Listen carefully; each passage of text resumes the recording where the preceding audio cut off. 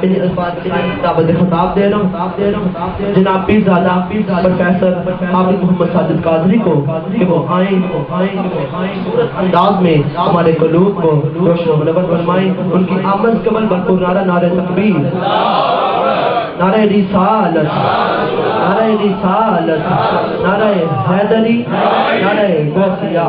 جناب پیرزادہ پروفیسر عابد محمد ساجد. الحمدللہ الحمدللہ الذی زین النبیین بحبیبہ المصطفیٰ ومن علی المؤمنین بنبیہ المجتبیٰ. الصلاۃ والسلام علی سیدنا و مولانا محمد خیر الورى وعلى آلہ واصحابہ المتعذبین بالتقوى. اما بعد فاعوذ باللہ السمیع العلیم من الشیطان الرجیم. بسم اللہ الرحمن الرحیم. اذا جاء اجلهم لا يستأخرون ساعة ولا يستقدمون. صدق اللہ مولانا العظیم وصدق رسوله النبی الکریم الامین. ونحن على ذلك من الشاهدين والشاكرين والمطمئنين والحمد لله رب العالمين. اللهم نبّر قلوبنا بالقرآن وزين أخلاقنا بالقرآن وأدخلنا الجنة بالقرآن ونجنا من النار بالقرآن. قال الله تبارك وتعالى في شان حبيبه مخبرا وآمرا إن الله وملائكته يصلون على النبي يا أيها الذين آمنوا صلوا عليه وسلموا تسليما. بآواز بلند درود پاک.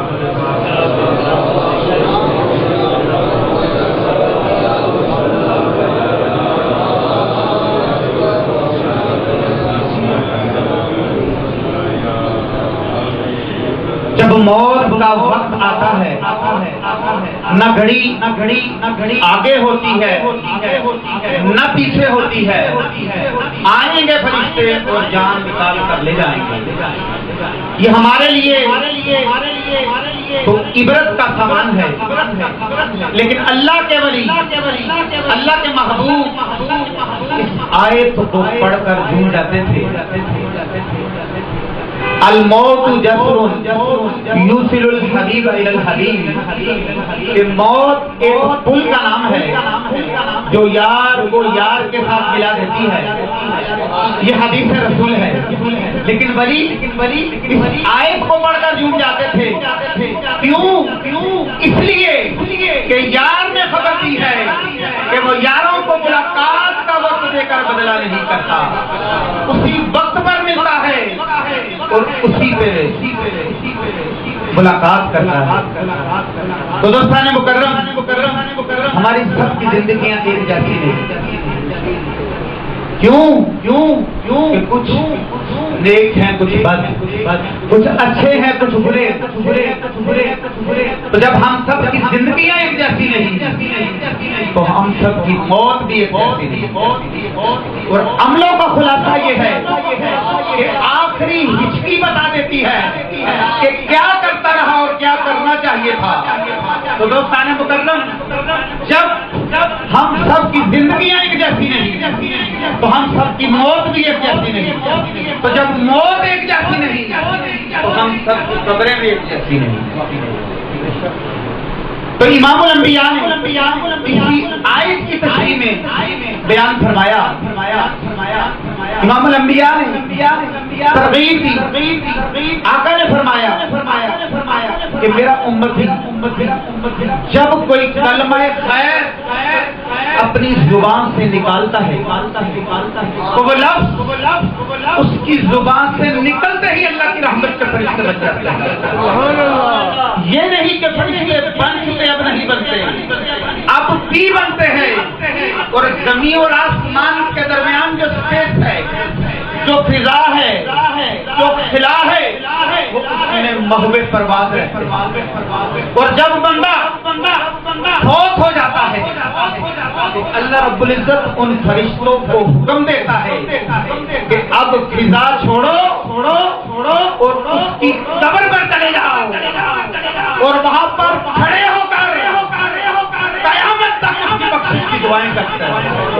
حدیث رسول ہے کہ ہم جو بھی کلمہ خیر اپنی زبان سے نکالتے ہیں وہ لفظ ہماری زبان سے نکلتے ہی اللہ کی رحمت کے فرشتے لگ جاتے ہیں. اور اسی سے ریلیٹڈ ایک اور حدیث امام الانبیاء نے فرمایا کہ پوچھیے ان لوگوں سے جو قبروں پہ جانے کے منکر ہیں کہ جب بندہ فوت ہو جاتا ہے اور یہ کرام کاتبین بندہ جب تک زندہ رہا وہ شریعت کا مکلف اور جب فوت ہو گیا دارالعمل سے نکل گیا تو پھر ان فرشتوں کو چھٹی مل جاتی ہے. یہ فرشتے فارغ ہوتے ہیں. پوچھئے کسی سے کہ یہ فرشتے پھر کہاں جاتے ہیں. حدیث رسول پیش کرنے لگا امام الانبیاء فرماتے ہیں کہ یہ فرشتے اللہ رب العزت کی بارگاہ میں عرض کرتے ہیں کہ مالک و مولا جس بندے پر ہم مقرر تھے جس پر ہمارا تکلف تھا جس پر ہم اپہم تھے کہ مالک و مولا وہ مر گیا وہ دارالعمل سے نکل گیا وہ قبر میں جا پہنچا تو کیا مالک اب ہمیں اجازت ہے ہم آسمانوں پہ آ سکتے ہیں. تو اللہ فرماتا ہے نہیں آسمان تو میرے فرشتوں سے بڑے بڑے. امام سے بتائیں کیا وہاں پہ دو فرشتوں کے رہنے کی بھی جگہ نہیں. دیکھنا یہ ہے کہ اللہ انہیں بھیجنا کہا جاتا ہے. تو یہ کرامن کاتبین کرتے ہیں کہ مالک و مولا اگر آسمان پہ رہے ہیں تو کبھی بھی تو تیری ہے. کیا ہم زمین پہ رہ سکتے ہیں؟ تو اللہ فرماتا ہے نہیں آبادیاں تو میرے بندوں سے بڑی پڑی ہیں. وہ فرشتے عرض کرتے ہیں کہ مالک و مولا ہم آسمانوں پہ نہیں رہ سکتے ہم فرشتوں میں نہیں رہ سکتے ہم آبادیوں میں نہیں رہ سکتے نہ ہم فرشتوں میں رہ سکتے ہیں نہ ہم تیرے بندوں میں رہ سکتے ہیں. تو رب الجلال ہم کہاں جائیں؟ اللہ فرماتا ہے جگہ میں تمہیں بتاتا ہوں. رب الجلال فرماتا ہے اسی کے الفاظ ہیں کہ کرامن کاتبین وما علام قبر عبدی وسبحانی وحللانی وکبرانی الى یوم القیامت وقباہما لعبدی. کرامن کاتبین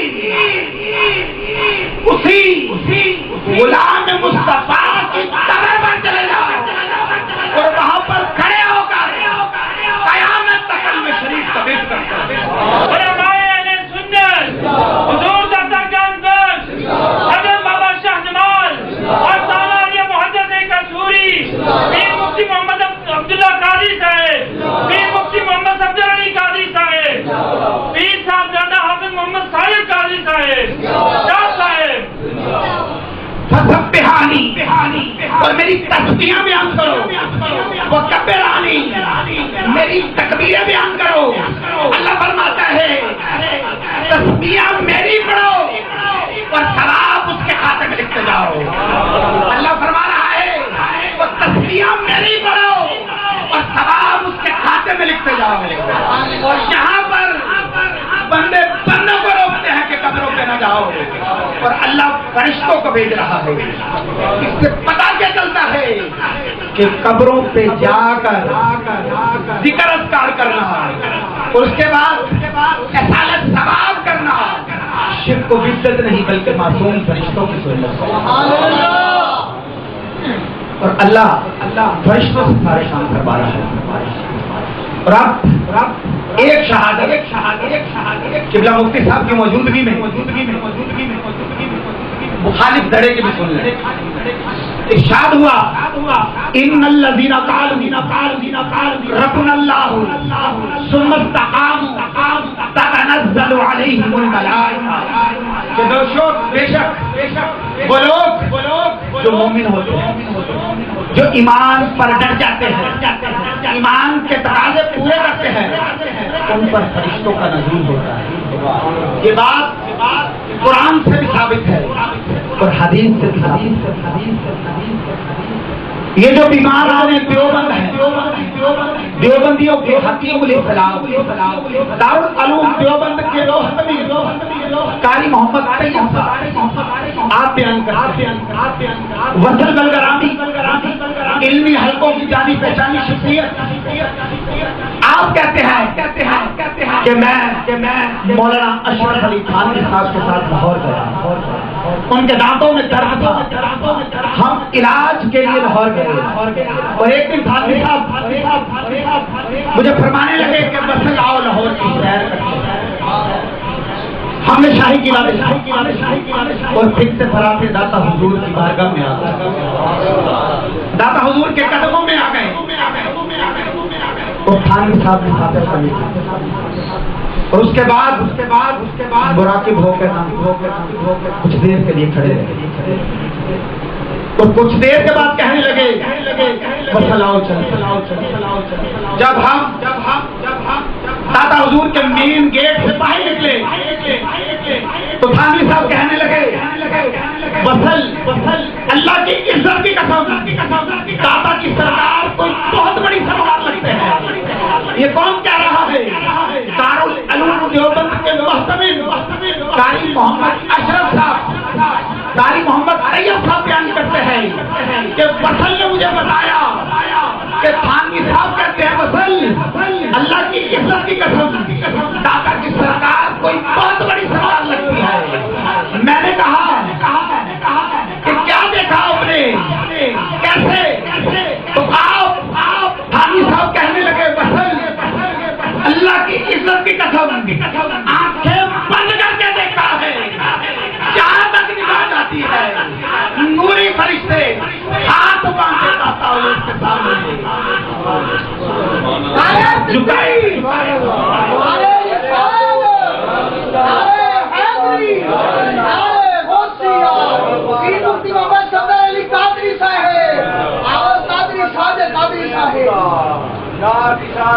پیر کامل کا ملالا رہنما سرکار کی نسبت حضرت خواجہ معین الدین چشتی اجمیر شری والی سرکار کی نسبت یہ کون سے فرشتے ہیں؟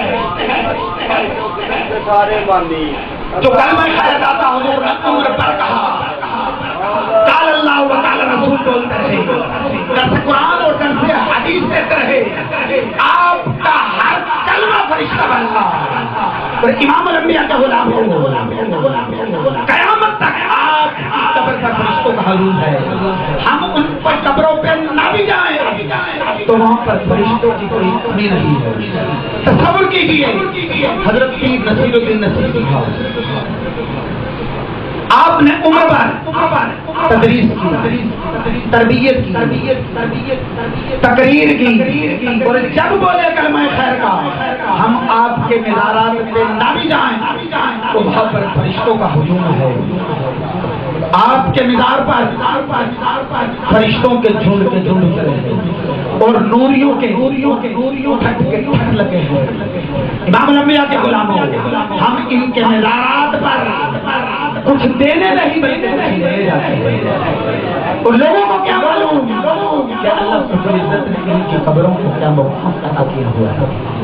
میں کسی مجذوب کی بات نہیں کر رہا، آپ کے غلام حضرت شیخ مجدد الفسانی رحمت اللہ تعالی علیہ آپ فرماتے ہیں، بلکہ آپ کے بارے میں حضرت علامہ اقبال فرماتے ہیں کہ میں حاضر ہوا حضرت شیخ مجدد الفسانی کی لحد پر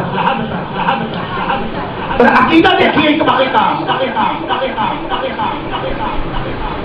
حضرت شیخ مجدد الفسانی آپ عالموں کے امام، عارفوں کے امام اور حضور کی امت کے مجدد، آپ فرماتے ہیں کہ اللہ رب العزت نے مجھے یہ عزت عطا کی ہے، مجھے یہ رتبہ عطا کیا ہے، مجھے یہ مقام عطا کیا ہے کہ میرے مرنے کے بعد اگر میری قبر کی مٹھی مٹی اٹھا کر کسی گنہگار کی قبر پر رکھ دی گئی تو اس کی بھی بخشش ہو جائے اور لوگوں کو کیا کہ اللہ رب العزت نے ان کی قبر کو کیا مقام عطا کیا ہے اور تم تو ان کی قبر کی مٹی کی عظمت کو بھی نہیں سمجھتے کہ اللہ رب العزت نے ان کی قبروں کی مٹی کو کیا مقام عطا کیا ہے۔ تو دوستان مکرم، یہ تو قبروں کے باہر کا حال ہے کہ فرشتوں کے ہجوم میں ہے. اب ذرا اندر کا حال سنیے.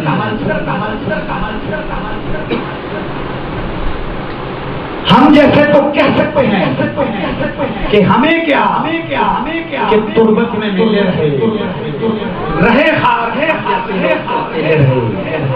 وہ ہم جیسے جو نہ تھے اس لیے ان کی زندگی شریعت کے سانچوں میں ڈری ہوئی. ہم سوتے رہے، وہ راتوں کو روتے رہے. ہم ناول پڑھتے رہے، وہ مصطفیٰ کا قرآن پڑھتے رہے. ہم راتوں کو فلمیں تکتے رہتے تھے، ان کے سر سجدوں میں گریا کرتے رہتے تھے. اور خوف خدا میں آنکھوں سے آنسو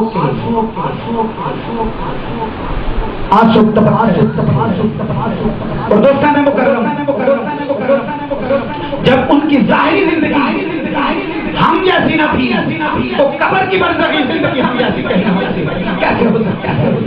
سنیے حضرت بایزید بستامی رحمت اللہ تعالی علیہ قبر میں گئے.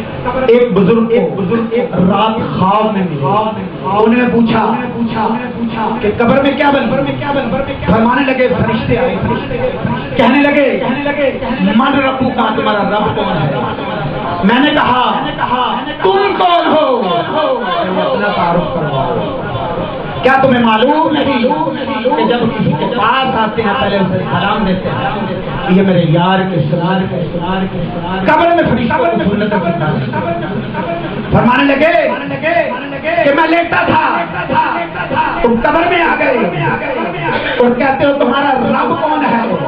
کیا تمہیں معلوم نہیں پہلے جس کے پاس جاتے ہیں اسے سلام دیتے ہیں؟ یہ یار کی سنت ہے، پہلے سلام دو پھر جواب دے. انہوں نے کہا ٹھیک کرتے ہیں.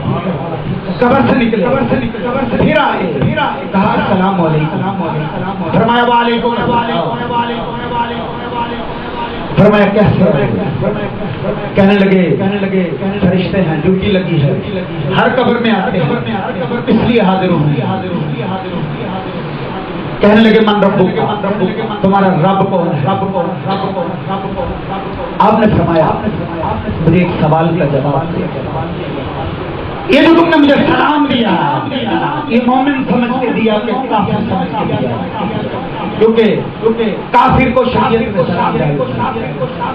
اب فرمانے لگے یہ جو تم نے مجھے سلام دیا یہ مومن سمجھ کے دیا کہ کافر سمجھ کے؟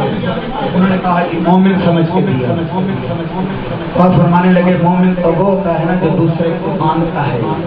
تو تم کہہ رہے ہو تمہارا رب کون ہے؟ آپ فرمانے لگے مجھے ایک اور بات کا جواب دو.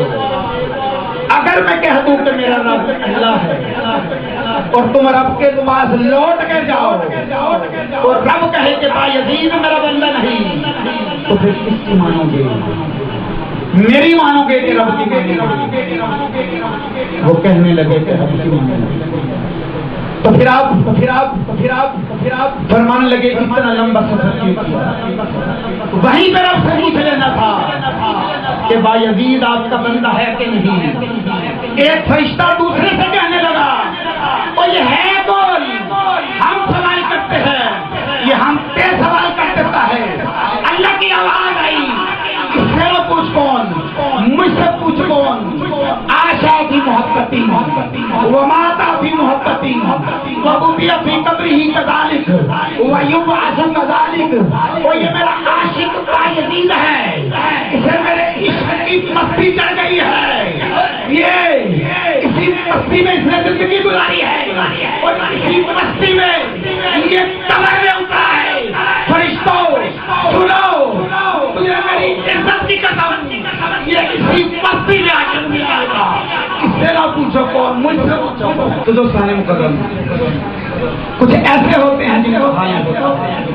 کیا سب کا حال یہ ہوتا ہے؟ نہیں.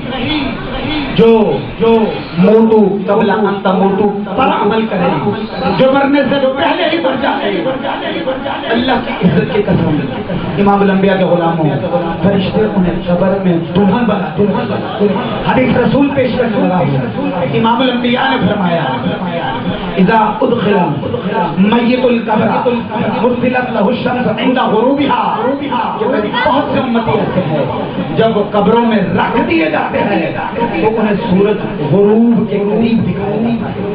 اور آپ اکثر علماء سے سنتے آتے ہیں کہ ہم میت کو آدھی رات کو بھی دفن کریں نا تو اسے وقت اثر نظر آتا ہے کہ سورج ڈوبنے کے قریب ہے، مثلت له الشمس عند غروبها، کہ سورج ڈوبنے کے قریب ہے۔ اور جب لوگ مٹی ڈال کے پلٹتے ہیں تو پھر فرشتے آ جاتے ہیں۔ امام الانبیاء فرماتے ہیں وہ قبر والا اٹھ گیا، اور نادان لوگ کہتے ہیں تو یہ قبر میں کروٹ بھی نہیں بدل سکتے، اور آقا فرما رہے ہیں وہ قبر والا اٹھ بیٹھا، وَيَمْسَخُ عَيْنَيْهِ، اور اس طرح کے ملتا ہے جیسے سویا ہوا اٹھا ہے، اور وہ فرشتے قریب آتے ہیں، پھر پوچھتے ہیں ہمارا رب کا تمہارا رب کون ہے؟ جب صاحب قبر دیکھتا ہے کہ سورج غروب ہونے کے قریب تو وہ فرشتوں کو پیچھے ہٹاتا ہے، کہتا ہے دعونی اصلی، پہلے مجھے اثر کی نماز پڑھنے دو، فارغ ہو گئے، یہاں پر حدیث ختم ہو جاتی ہے۔ اور علماء فرماتے ہیں، شارحین حدیث فرماتے ہیں کہ وہ فرشتے قبر سے چلے جاتے ہیں اور پھر سوال کرنے کے لیے دوبارہ نہیں آتے، اس لیے کہ جب قبر والا کہتا ہے نا کہ پہلے مجھے اثر کی نماز پڑھنے دو، فارغ ہو کر سوالوں کا جواب دیتا ہے، تو انہیں پتا چل جاتا ہے ان کی زندگی جو قبر میں اس میں نماز پڑھنے کی فکر لگی ہے اس کی دنیا کسی جنگ میں گزری ہوگی، تو وہ چلے جاتے ہیں اور سوال کرنے کے لیے دوبارہ نہیں آتے۔ امام الانبیاء کے غلام اپنے لیول اور درجے کے لوگ ہوتے ہیں، اور کچھ ایسے ہوتے ہیں جنہوں سے سوال ہوتے ہیں، وہ پوچھتے ہیں ہمارا رب تمہارا رب کون ہے؟ تو وہ کہتا ہے ربی اللہ، میرا رب اللہ ہے۔ پھر وہ پوچھتے ہیں ہمارا دینوں کا تمہارا دین کیا ہے؟ تو وہ کہتا ہے دین اسلام، میرا دین اسلام ہے۔ پھر وہ پوچھتے ہیں ما كنت تقول في حق هذا الرجل الذي بعث فيكم، وہ یہ ہستی کون ہے؟ اس کو دنیا میں کیا کہتا رہا؟ یہ کون ہے؟ تو وہ کہتا ہے فرشتوں یہ میرے آقا ہیں، محمد الرسول اللہ ہیں، فرشتوں اور جن کو پانے کے لیے زندگی میں ایک لمحہ بھی نہیں سویا، اب انہیں پا لیا ہے تو پوچھتے ہو یہ کون ہے؟ اور یہ میرے مدنی محبوب ہے، یہ میرے آقا ہے، اللہ کی عزت کی قدم حدیث رسول ہے۔ فرشتے کہتے ہیں تب کننا نعلم انک تقول ھذا، یہ قبر میں آنے والے ہمیں پہلے ہی پتا تھا کہ یہی بولے گا۔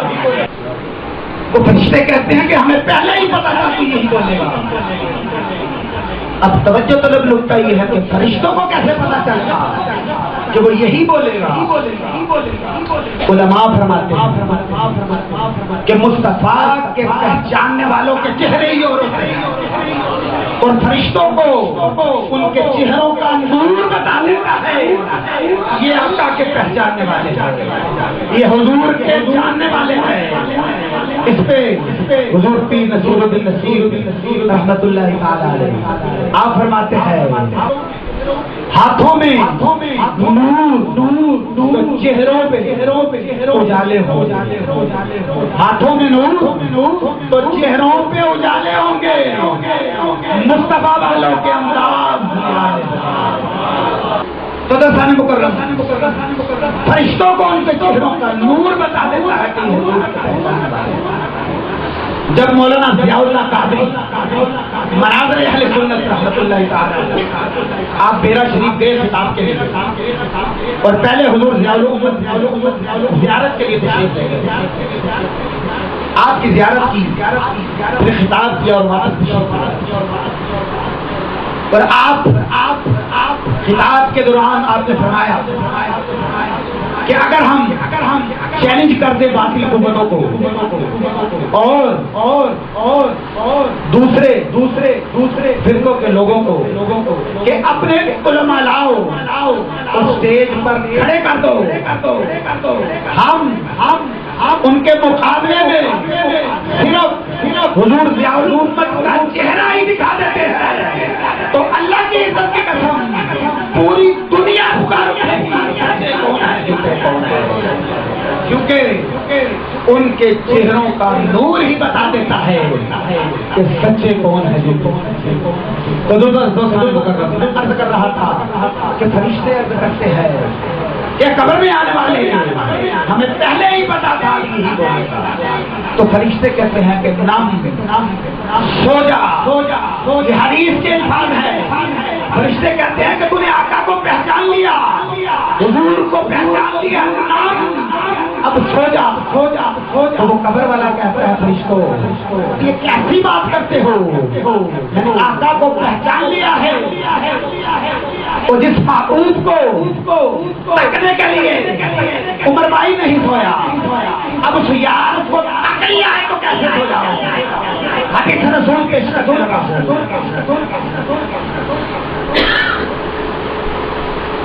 ارجعوا الی اہلی فرشتوں میں نہیں سو رہا، میں تو گھر جا رہا ہوں تاکہ گھر والوں کو خبر دوں کہ ماں جس آقا پر عمر پر ضرور پڑا وہ قبر میں جلوگر ہو گئے ہیں، ماں تو کہتی تھی نا یہ صدر امام پر صدر امامہ پہن کر کہاں جا رہے ہو، یہ نہا کر کہاں جا رہے ہو؟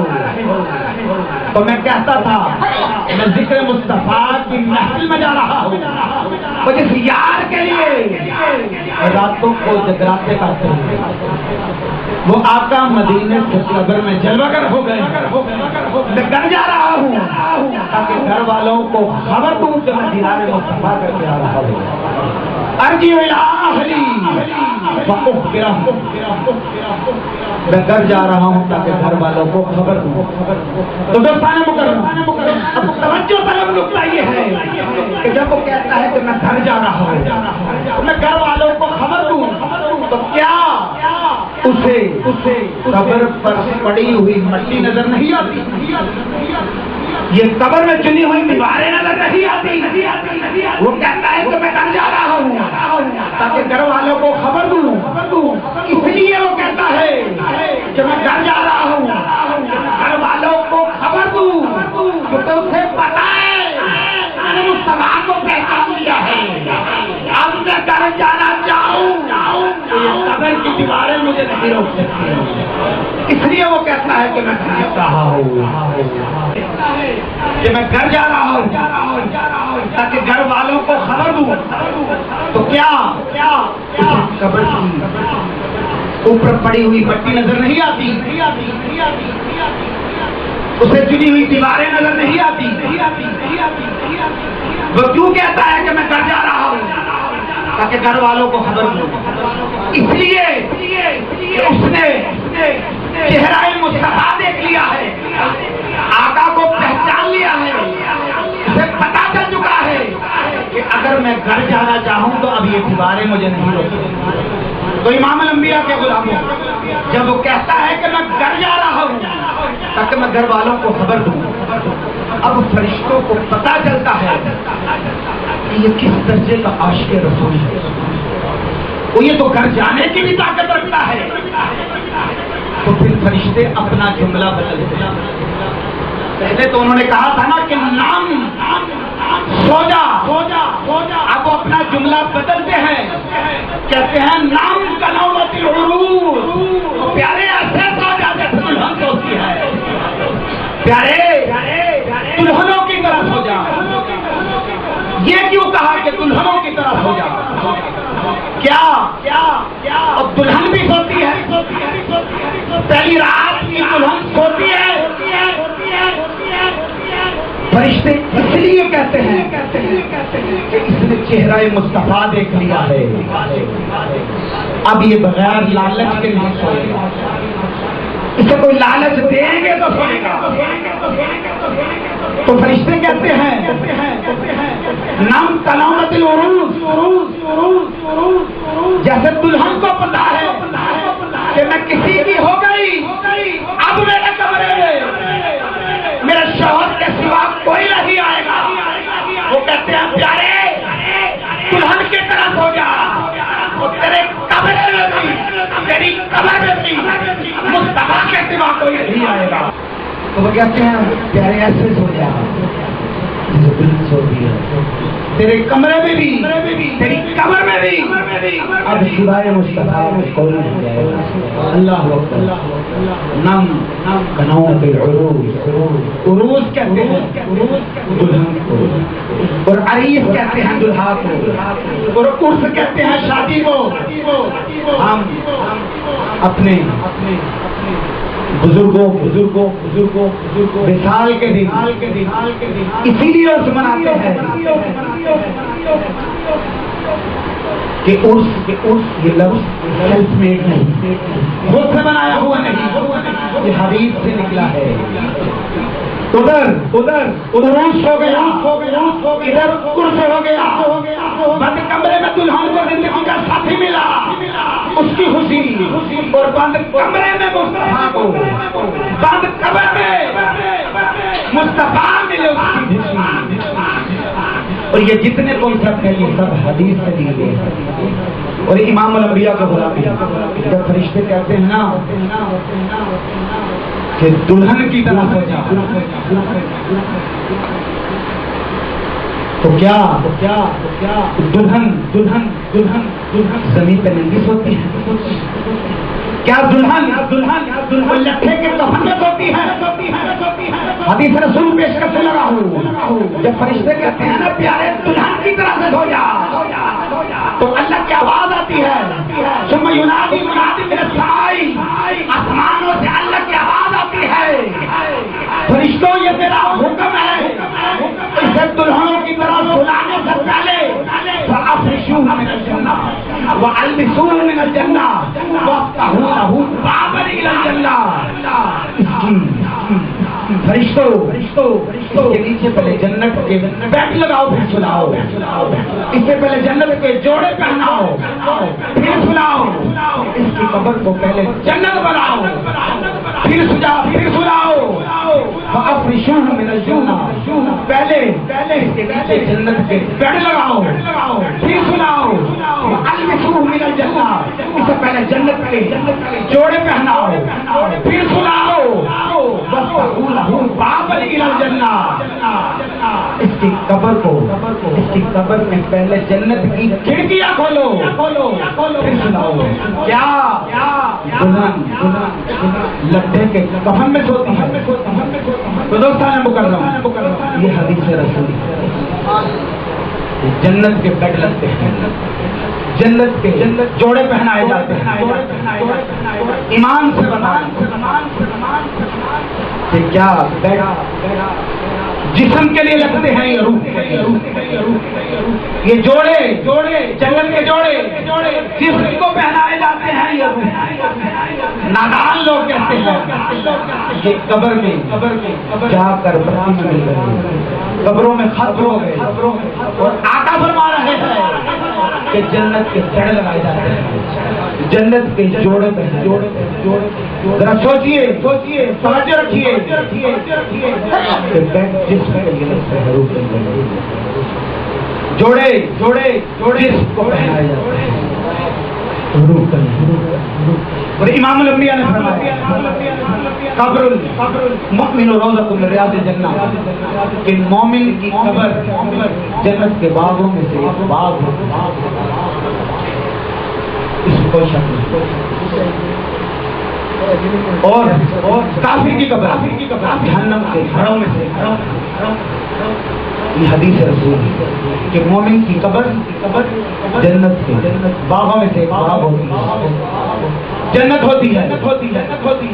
میرا ایک سوال ہے، سائنس سے بتائے جنت میں مردے رہتے ہیں کہ زندہ؟ جنت میں مردے رہتے ہیں کہ زندہ رہتے ہیں؟ اس پر ایک اور عقیدت کے والے سے بات کرتے ہیں کہ جن کی قبر صرف جنت ہے، بلیوں کی بات کرتا ہوں کہ جن کی قبر صرف جنت ہے، وہ تو زندہ ہے اللہ کا ولی اور وہ رسول جس کے نیچے پڑی ہوئی مٹی اور جنت تو کیا رب کے عرش سے بھی افضل ہے۔ وہ رسول کبھی مٹ سکتا تو وہ رسول جس کے نیچے پڑی ہوئی مٹی جنت تو کیا رب کے عرش سے بھی افضل ہے، رسول کبھی مٹ سکتا ہے۔ اس رسول کا کیا مقام ہے؟ اس آقا کے گنبد خضرا کا کیا مقام ہے؟ امام شافعی لکھتے ہیں کہ صاحب گنبد خضرا کا مقام ہے کہ 70,000 نبیوں نے ہجرت کی، اپنے وطن چھوڑے تھے، آ کر مکے میں آباد ہوئے تھے۔ ایک دو چار کی بات نہیں کر رہا، 70,000 نبی اپنے وطن چھوڑ رہے ہیں، آ کر مکے میں آباد ہو رہے ہیں۔ کیوں؟ اس لیے کہ انہیں پتا تھا رب کا حبیب یہاں پیدا ہوگا، وہ اپنے وطن چھوڑ رہے ہیں اور آ کر مکے میں آباد ہو رہے ہیں، اس لیے انہیں پتا تھا رب کا حبیب یہاں پیدا ہوگا۔ وہ چاہتے تھے کہ ہم یہیں پہ آباد ہو، یہیں پہ مر جائیں، یہیں پہ ہماری قبریں بنے، اور ہو سکتا ہے کسی دن رب کا حبیب ہماری قبروں کے باہر پھیرا لگا جائے۔ اور امام الانبیاء کے غلاموں، اپنے مقدر پہ ناز کرو اور تمہاری قبر کے اندر مصطفیٰ تشریف لاتے ہیں اور ہماری زندگی پھر بھی غیر اسلامی۔ آج ہماری بہنیں بہو بیٹیاں ٹائٹ لباس پہن کر، ایسا لباس اور جس سے آدھا جسم اللہ ہوتا ہے، پہن کر آج بازاروں زینت بڑھ رہی ہے۔ اس پر بھرپور سوچنے کی ضرورت ہے۔ امام الانبیاء کے غلاموں، اللہ رب العزت کا لاکھ لاکھ شکر ہے کہ اس نے ہمیں اس فتنوں کے دور میں وہ عقیدہ عطا فرمایا، وہ دین حق عطا فرمایا کہ جس کی پشت پر حضور کے صحابہ کھڑے ہیں، جس کی پشت پر 14 ولی کھڑے ہیں، اور جس کی پشت پر مصطفیٰ کا قرآن کھڑا ہے۔ ہمارا عقیدہ حق ہے، سچ ہے، کمی صرف عمل کی ہے۔ اگر ہم یہ میدان بھی جیت لیں تو دوستان مکرم قبلہ والد گرامی نے عمر بھر حدیث پڑھی، پڑھائی اور اس پر عمل کیا، قرآن پڑھا اور اس پر عمل کیا، اور آخری وقت میں بھی دکھا دیا کہ اللہ والے جب دنیا سے جاتے ہیں تو کیا عالم ہوتا ہے۔ اور آخر میں دعا ہے کہ اللہ رب العزت ہمیں اپنے بزرگان دین کے نقش قدم پر چلنے کی توفیق عطا فرمائے اور ہماری عمر میں اضافہ فرمائے تاکہ بزرگوں کا جاری ساری رہے۔ اور میں مہمان آنے کی نہایت شکر گزار ہوں کہ آپ تشریف لائے تاکہ محفل کی رونق کو دوبالا کیا۔ اور حقیقت تو یہ ہے کہ دیدار کے قابل تو کیا میری نظر ہے، جو آپ کی نظر کر رہا ہوں، دیدار کے قابل تو کیا میری نظر ہے، یہ تیری عنایت ہے، اور آخر میں دعا ہے کہ اللہ رب العزت میرے شیخ کامل، میرے دادا حضور مفتی پاکستان، پیر طریقت، رہبر شریعت، ابو الاولیاء حضرت پیر مفتی محمد عبداللہ قادری اشرف رضوی رحمت اللہ تعالی علیہ اور قبلہ والد گرامی عالمی مبلغ اسلام شیخ الحدیث و تفسیر حضرت پیر مفتی محمد مصطفیٰ قادری رحمت اللہ تعالی علیہ آپ کی قبور پر کروڑوں انواروں تجلیات کا نزول فرمائے اور آپ احباب کو بھی قدم قدم پر اجر عظیم عطا فرمائے وآخر دعوانا الحمدللہ رب العالمین.